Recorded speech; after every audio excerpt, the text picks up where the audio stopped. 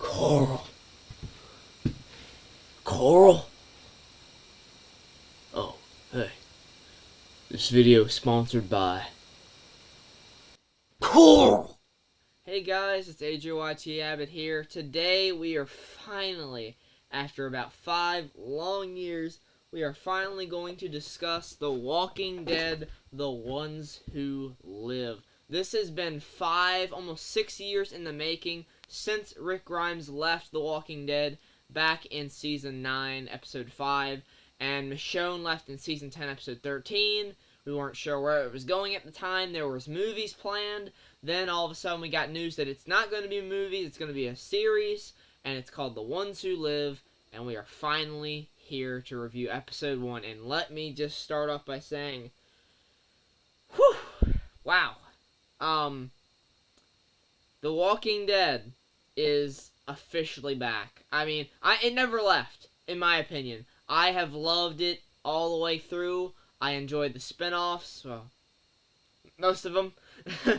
I enjoyed Dead City and Daryl Dixon a lot. I mean, Daryl Dixon is like high-level Walking Dead stuff for me. Like that show, that first season, 10 out of 10.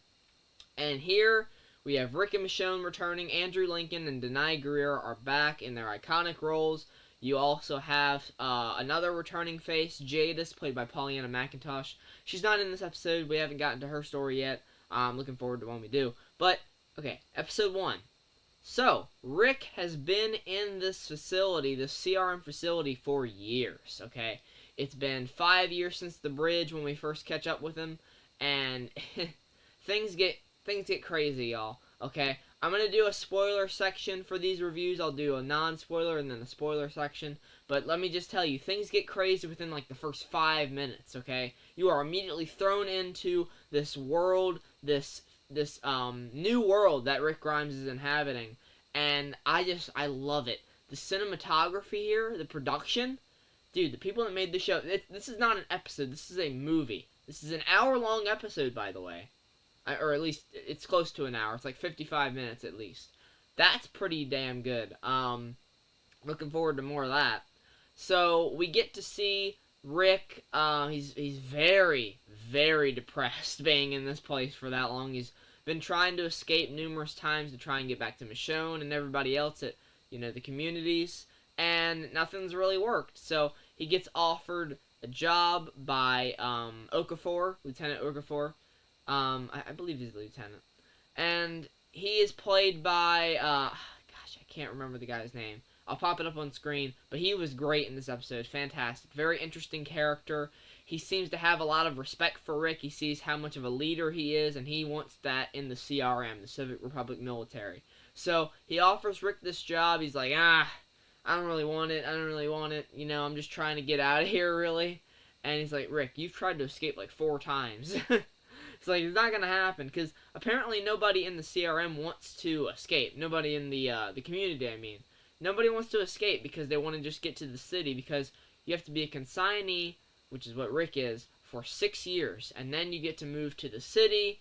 Yeah, that's a really shit deal, honestly. I would not, honestly, the CRM, they seem to be, like, very well protected, obviously. We've seen in World Beyond, though, they are a massive threat. They take out people willingly, massive communities, just genocide everywhere. It's awful. So Rick is writing these letters to Michonne. He's like, I'm trying to get to you. I'm failing. And we meet Thorne. I'll pop the actress's name up there because I can't remember that either. Sorry. And Major General Beale. I'll have to pop his name up there too. But Thorne is a very interesting character as well. She's like, oh, thanks for showing me I can't get away, and being a smartass when Rick, tries to get away and his attempt is foiled.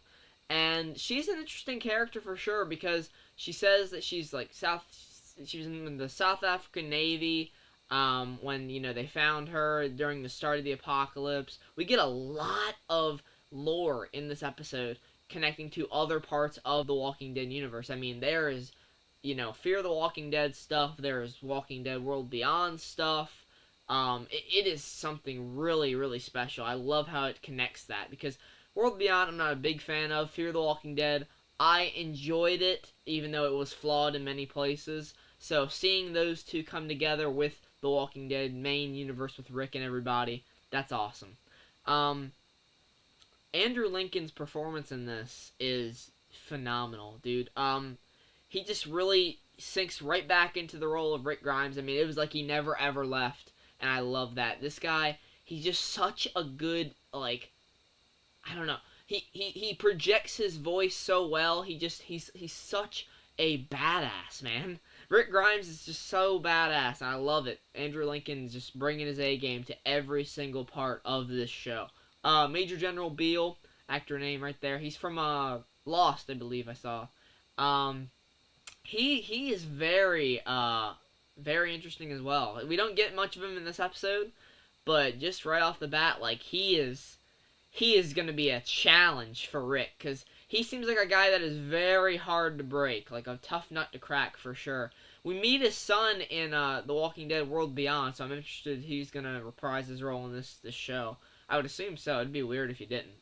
Also, I'm interested to see the World Beyond kids. Maybe they show up in this. I don't really have much hope for that, but who knows? They did say that, one of the characters from the Walking Dead universe, another character, is supposed to show up in this. I think it's going to be Morgan, or it could be Heath, the guy from Season 7 of The Walking Dead. They got taken by the CRM. That'd be cool. So, I'm looking forward to that. I'm going to get into the spoiler section, because there's a lot of that to talk about. I'm not really going to give ratings for this show, because it's going to be a 10 out of 10. But all I got to say is go watch it. Seriously, don't spoil it for yourself if you haven't seen the episode yet. It is going to be fantastic for you. I promise, okay? If you are lacking on your love for the Walking Dead universe right now, if Dead City, Daryl Dixon didn't do it for you, and you're just waiting for Rick Grimes to come back, trust me, The Ones Who Live is what you've been waiting for. So entering spoilers, really, first thing I gotta talk about is within the first, 5 to 10 minutes, man. Rick's out there, cutting down them burned walkers, and he's like, you know what? I'm getting out of here. But the thing is, they have him on a leash because he's tried to escape so many times, right? And he's running, and he drops his axe, and they yank him back, and he's like, I'm just trying to find my axe! But really, he's hatching an escape plan, which involves cutting off his hand. Rick Grimes loses his hand within the first, 5 minutes of this show. Crazy stuff. Man, it reminded me of when Negan was having him, almost cut off Carl's arm. He was shaking, man. Rick was crazy in this episode for that. And, unfortunately, doesn't work. He gets tased. Right after he sticks his stump into this burning walker corpse to stop the infection. I was like, holy shit. It was crazy. He gets tased, gets brought back to his apartment where he's at. And he's like, damn, man, another escape attempt foiled. And Okafor, comes to see him. He's like, hey, you need to join the CRM if you want a shot of, getting out there in the world. I'm not saying get out, but if you want to just explore out there, join the CRM, because your talent is wasted here trying to escape and losing your hand and stuff like that. Because he sees that Rick is a leader, like I said. And eventually, after some convincing, Rick does join the CRM. He gets this brand new, this sick looking, a black mannequin prosthetic hand.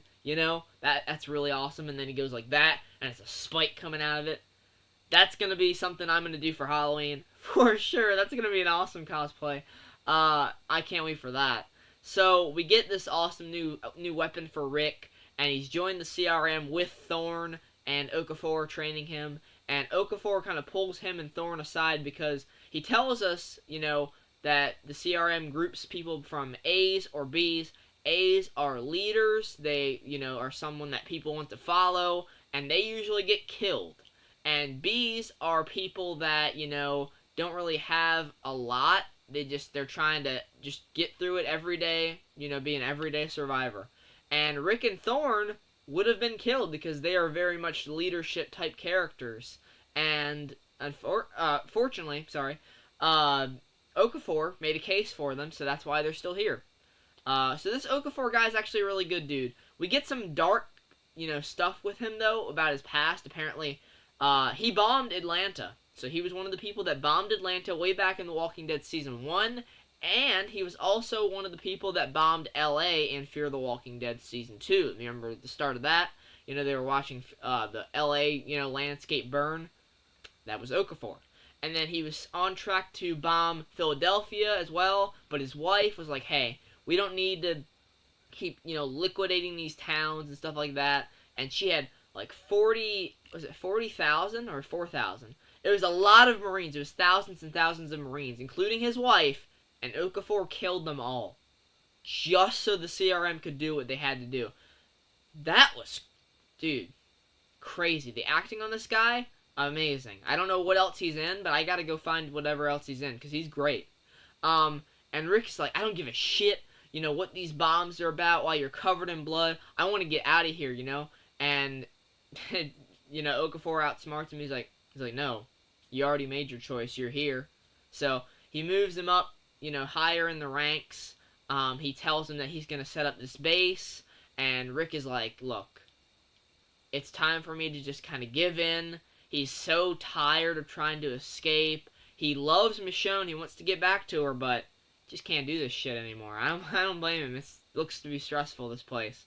And then Rick, after years of trying to get back to Michonne, he's like, look, I'm going to write this final letter. You're not even going to see it, but I'm sorry. I tried to get back to you.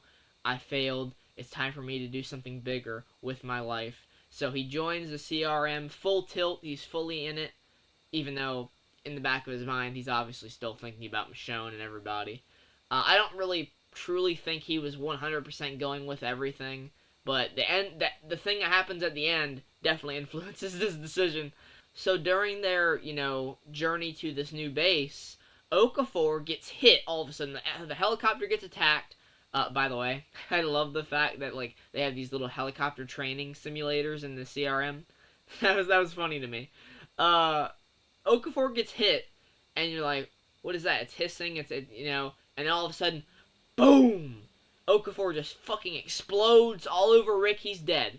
He's like, Okafor, KIA! And, the chopper's getting attacked. He's like, we're going down! They're like, brace for impact! And then the chopper goes down, and you're like, holy shit. Who the hell just did this? Because it was a missile launcher. And, we get on the ground, and, Rick's soldiers were getting, hit left and right, killed left and right. And then we see, as Rick is crawling around on the ground from dodging an explosion, this person with a sword starts killing all the other CRM guys. And then we get to Rick, and she takes the mask off, and of course, it is Michonne. So literally, episode 1, Michonne and Rick have reunited, only it ends right there. It ends right where they get reunited. They don't get a chance to say anything, hug, anything like that. Pretty sure we'll get that in the next episode. But, damn. I'm actually really glad, because I didn't want them to just have 6 episodes of them trying to get back to each other and failing, and then finally it ends with them getting together. I like that it's we have to follow them now, in their minds. They're like, okay, great, I found the person I was looking for, but how the hell are we going to get out of this CRM predicament we're in now? Because obviously, I'm pretty sure the CRM's going to have to, investigate what happened there. And, if they see Michonne there, Rick's going to have to make up some kind of story. So I'm looking forward to what he does there. But, man, just an absolutely phenomenal episode. God. It's honestly, it's one of the best in the Walking Dead universe. I love it. It was fantastic. So, I'm going to cut that review there. I don't want to try and make these 20 minutes long, even though I could talk about it all day. But thanks so much for watching the review. Leave a like and subscribe if you're looking forward to these next 5 weeks of me reviewing the show. And, if you stay beyond that, that's awesome. We're going to have some more Walking Dead content for sure. So I'll always be here to review it. I said I was going to review Dead City Season 1 and Daryl Dixon Season 1. I'll try and get to them, especially before Daryl Season 2 comes out in the summer, I believe. But nonetheless, hope you enjoyed the review. Hope you enjoyed the episode. And I'll see you guys next time. Take care, and goodbye. This isn't everything! You don't get to choose for the world. You don't get to choose for me. This isn't everything! You don't get to choose for the world. You don't get to choose for me. It's pretty good.